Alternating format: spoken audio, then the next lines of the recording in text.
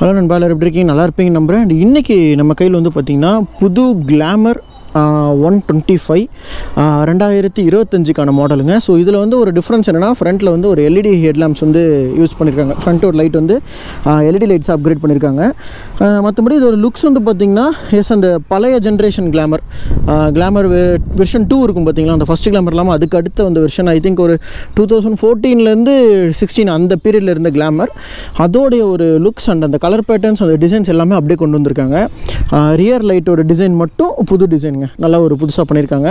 மற்றபடி வண்டி ஓட்டுறதுக்கு அந்த கம்ஃபர்ட், அந்த ஃபீல் எல்லாமே வந்து பார்த்திங்கன்னா பழைய கிளாமர், அந்த சொன்ன மாதிரி அந்த 2014 கிளாமர் மாதிரி இருக்கும்.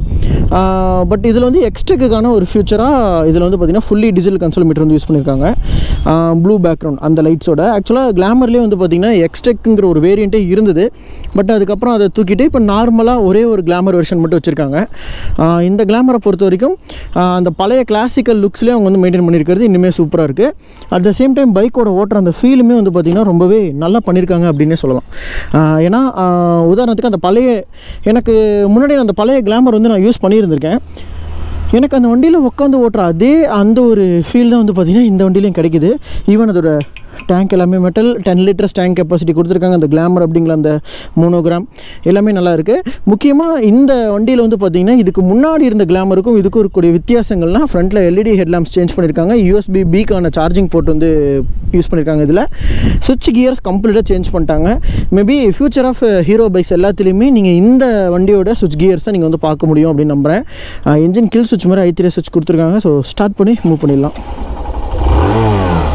நல்லாயிருக்கு. அந்த தம்ப் எல்லாமே அந்த பழைய கிளாமரோட அந்த தம்ப் அப்படியே ஃபீல் ஆகுது. எஸ், கியர் ஃபஸ்ட் கியரில் இருக்குது. இந்த வண்டியோட கியர் பேட்டர்ன் அப்படின்னு பார்க்கும்போது உங்களுக்கு வந்து இது 5 ஸ்பீட் கியர் பாக்ஸில் வரும். அந்த பல்சர் கியர் பேட்டர்ன் மாதிரியே தான். அந்த 5 கியரு, ஃப்ரண்ட் கியர் மட்டும் ஃப்ரண்ட்டில், மற்றது எல்லாமே பேக்கில் அப்ளேட் பண்ணுற மாதிரி.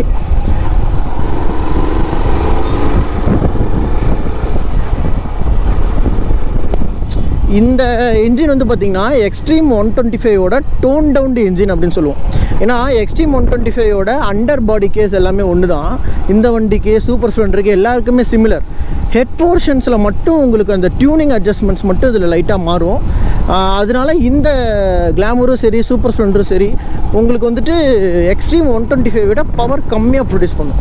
அந்த வண்டி 11 BHP ப்ரொடியூஸ் பண்ணுது. பட் இந்த பைக்ஸ் வந்து பார்த்திங்கன்னா உங்களுக்கு வந்து 10.3 BHP பவர் தான் ப்ரொடியூஸ் பண்ணுது. ஸோ ஒரு 0.9 BHP வந்து கம்மியாக ப்ரொடியூஸ் பண்ணுறதுக்கான ரீசன் அந்த லைட்டாக அந்த டியூனிங் ஆஸ்பெக்ட்ஸ் தான். மற்றபடி வண்டியோட ரைடிங் ஃபீல் எல்லாமே இந்த வண்டி வந்து ஒரு கம்ப்ளீட்லி ஒரு ஃபேமிலி பேக்கடான ஒரு பைக். சூப்பர் ஸ்ப்ளெண்டர் இதை விட கொஞ்சம் அட்வான்ஸ்டாக இருக்கும். கிளாமர் வந்து லைட்டாக அந்த ஃபேமிலி ப்ளஸ் அந்த மாடர்ன் ரெண்டையுமே ஒரு மிக்ஸ் பண்ண மாதிரியான ஒரு கேரக்டரில் வந்து கிளாமர் வந்து கொடுத்துருப்பாங்க. நேமுக்கு ஏற்ற மாதிரியே கொஞ்சம் advanced and plus retro and modern, இது மூணுமே ஒரு கலவை மாதிரி இந்த பைக் வந்து கொடுத்துருப்பாங்க. ஏன்னா நீங்கள் இந்த ஃபேமிலிக்கும் யூஸ் பண்ணிக்கலாம். அட் த சேம் டைம் உங்களுக்கு இந்த இருக்கக்கூடிய ஃபியூச்சர்ஸ்ன்னு பார்க்குறப்போ எல்இடி ஹெட்லாம்ப்ஸ், உங்களுக்கு ஸ்பீடோமீட்டர் எல்லாமே வந்து இந்த டிஜிட்டல் கன்சோல் ஃபுல்லாகவே வந்து பார்த்திங்கன்னா உங்களுக்கு வந்துட்டு ஒரு டிஜிட்டல் யூனிட்டில் வந்து வந்தது. USB-Bக்கான சார்ஜிங் போர்ட் வந்து யூஸ் பண்ணியிருக்காங்க. IBS பிரேக்கிங் சிஸ்டம், ரியரில் வந்து oil immersed drum brake system வந்து கொடுத்துருப்பாங்க.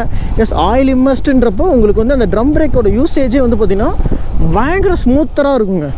அது ஒரு பெரிய ப்ளஸ் பாயிண்ட்டு. அண்ட் அதுவும் இல்லாமல் உங்களுக்கு அந்த ரியர் பிரேக்ஸ் நீங்கள் அப்ளை பண்ணும்போது ஃப்ரண்ட் பிரேக்கும் அப்ளை ஆகிற டெக்னிக் இருக்குல்ல, IBS சிஸ்டம், அதுக்கு ரிசர்வயர் வந்துட்டு ஃப்ரண்ட்டில் இருக்கிறதுக்கு ஃப்ரண்ட்டுக்கும் ரியரில் இருக்கக்கூடியதுக்கு ரியரில் அப்படின்ற மாதிரி தனியாக ஃபிட் பண்ணியிருப்பாங்க. ஏன்னா பின்னாடி டிஸ்கவர் பைக்குக்கெலாம் நீங்கள் பார்த்தீங்கன்னா ரிசர்வயர் வந்து பின்னாடி வச்சுருப்பாங்க இல்லையா, அதே மாதிரி தான் இந்த வண்டிக்கு. பட் என்னென்னா ரியரில் ட்ரம் பிரேக் இருக்கும். ரியர் பிரேக் நீங்கள் ப்ரெஸ் பண்ணும்போது ஃப்ரண்ட் பிரேக்குக்கு வந்து டிஸ்க் அப்ளை ஆகிறதுக்கு அந்த ஆயில் ரியரில் வந்து கொடுத்துருப்பாங்க. இதை நான் வந்து ரிவ்யூ வீடியோவில் இன்னும் நல்லா டீட்டெயிலாக சொல்லியிருப்பேன். அந்த விஷயம் ஓட்டும்போது நல்லா இருக்குது. ஏன்னா ஒரு ஸ்மூத்தரான ஒரு பிரேக்கிங். இப்போ நான் பிரேக் அடிக்கிறேன் தெரியுதுங்களா, வண்டி வந்து ஸ்கிட் ஆகலை. நான் மணலில் தான் அடித்தேன். இன்னொரு மணலில் கூட நான் போய் பிரேக் அடித்து காட்டுறேன். டயர் ஒரு சைடில் இழுக்கிறது, வண்டியை ஒரு சைடு தள்ளுறது, அந்த மாதிரி எந்த விஷயமும் இல்லை. அப்படியே அடித்தா நிற்கிது, அதுதான் ஸ்மூத்தாக நிற்கிது. இப்போ இந்த இடத்துல நம்ம அடித்து பார்ப்போம். வா, சரியான பிரேக் அடித்தேன் நான். லைட்டாக அந்த டயர் ஸ்கிட்டுங்கிறது இருக்க தான் செய்யுது. ஆனால் ஒருவேளை அந்த IBS இல்லை அப்படின்னா கண்டிப்பாக வண்டி இப்படி இழுத்துருக்கும் ஒன் சைடாக. அதுதான் இப்போ வந்து கொஞ்சம் இப்படி லைட்டாக அந்த ஒரு ஸ்கிட்டு லைட்டாக ஒன்று அடித்து வண்டி நின்றுது அந்த விஷயங்கள். இது சேஃப்டி வைஸ் பெட்டராக இருக்குது. அட் த சேம் டைம் இதோட ப்ரைஸ் பாயிண்ட்டுன்னு உங்களுக்கு ஒரு பெரிய அட்வான்டேஜ். நீங்கள் இன்றைக்கி மார்க்கெட்லேயே இதுதான் வந்து பார்த்திங்கன்னா கம்மி ப்ரைஸில் இருக்கக்கூடிய ஒரு 125cc கேட்டகரி கிளாமர் 125. மைலேஜ் ஆஸ்பெக்ட்ஸில் பார்க்கும்போது உங்களுக்கு 55லேருந்து ஒரு 60-65 வரைக்கும் உங்களுக்கு மைலேஜ் வந்து வரும். என்னோடய ஆவரேஜ் படி உங்களுக்கு 55 to 60 தான் இதோட மைலேஜ். ஏன்னா அந்த ரேஞ்ச் உங்களுக்கு கொடுத்தாலே என்ன தெரிஞ்ச வரைக்கும் பெட்டரான ஒரு மைலேஜுங்க. 55லேருந்து 60ங்கிறது ஒரு நல்ல மைலேஜ் 125cc கேட்டகரியில் இது அது மாதிரி கொடுக்குது, நல்லாயிருக்கு. ஈவன் 60-62 வரைக்கும் நீங்கள் எக்ஸ்ட்ராக்ட் பண்ணலான்னு வச்சுக்கோங்களேன் இந்த வண்டியில். ஸோ அந்த அளவுக்கான விஷயங்கள் இருக்குது. பட் இருந்தாலும் ஓகேவான ஒரு மைலேஜாக தான் நான் பார்க்குறேன். அண்டு வண்டியோட ஃபியூல் டேங்க் பொறுத்த வரைக்கும் 10 liters ஃபியூவல் கெப்பாசிட்டி. 10 லிட்டர் இதுக்கு போதுமா, 1.6 லிட்டர் ரிசர்வு. ஸோ 8.5 liters தான் வந்து பார்த்திங்கன்னா டேங்க் கெப்பாசிட்டிங்கிறது. ஆஸ் யூஷுவல் உங்களுக்கு சேம் எக்ஸ்ட்ரீமில் என்ன டேங்க் கெப்பாசிட்டி இருக்கோ அதே மாதிரியான டேங்க் கெப்பாசிட்டி தான் இதுலேயும் வந்து கொடுத்துருக்காங்க. ஓகே தான். இந்த மைலேஜுக்கு நீங்கள் city use and mostly commute பண்ண போகிறீங்க அண்ட் ரேராக வந்து லாங் டிஸ்டன்ஸ் ட்ராவல் பண்ணுறீங்க ஆளாக இருந்தீங்கன்னா இது என்னை பொறுத்த வரைக்கும் ஒரு நல்ல மைலேஜாக தான் இருக்கும்.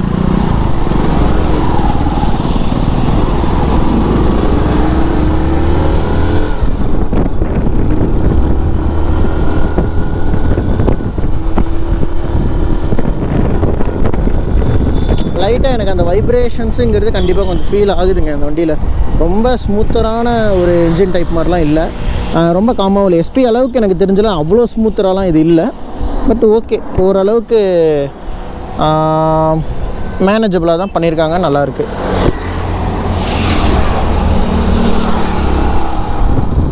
சுவிட்சோட குவாலிட்டி உண்மையிலுமே செம்ம ஒரு இம்ப்ரூவ்மெண்ட்டு. இதுக்கு முன்னாடி இருந்த சுவிட்சஸோட குவாலிட்டி எல்லாமே அந்த ஸ்ப்ளெண்டரில் இருக்க மாதிரியான விஷயங்கள்லாம் கொடுத்துருப்பாங்க. இதோட சுவிட்ச் குவாலிட்டி வந்துட்டு இப்போ இது அதே மாதிரி எக்ஸ்டெக்கில் வரக்கூடிய ஸ்ப்ளெண்டர், மேபி ஃப்யூச்சரில் நீங்கள் பேஷன் ப்ரோவில் டியூலெக்ஸில் எல்லாத்துலேயுமே இந்த சுவிட்ச் ஆப்ஷன்ஸை நீங்கள் கண்டிப்பாக பார்க்கலாம். பட் ஆனால் சுவிட்சோட குவாலிட்டி நல்லாயிருக்கு, உண்மையாலுமே சூப்பராக இருக்குது இதோட குவாலிட்டி.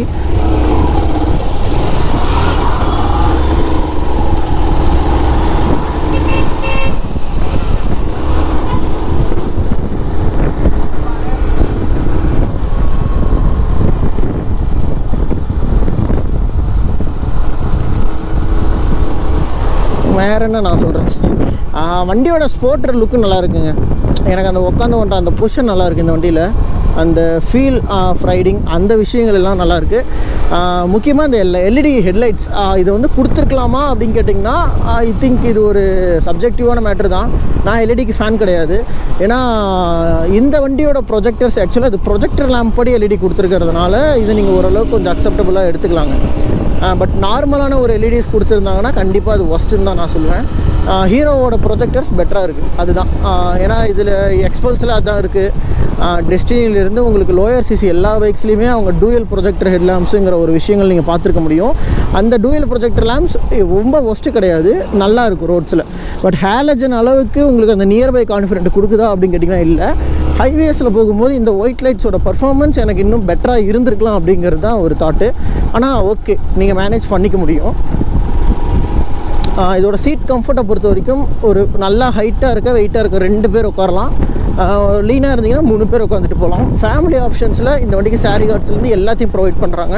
ஸோ ஒரு ஃபேமிலி ஆப்ஷன்ஸுக்கு நீங்கள் ஒரு 125cc ஒரு கம்மி, உங்கள் பட்ஜெட் ரொம்ப கம்மி அப்படின்னு நீங்கள் நினைக்கிற ஆளாக இருந்தால் நீங்கள் தாராளமாக இந்த வண்டியை வந்து கன்சிடர் பண்ணிக்கலாம்.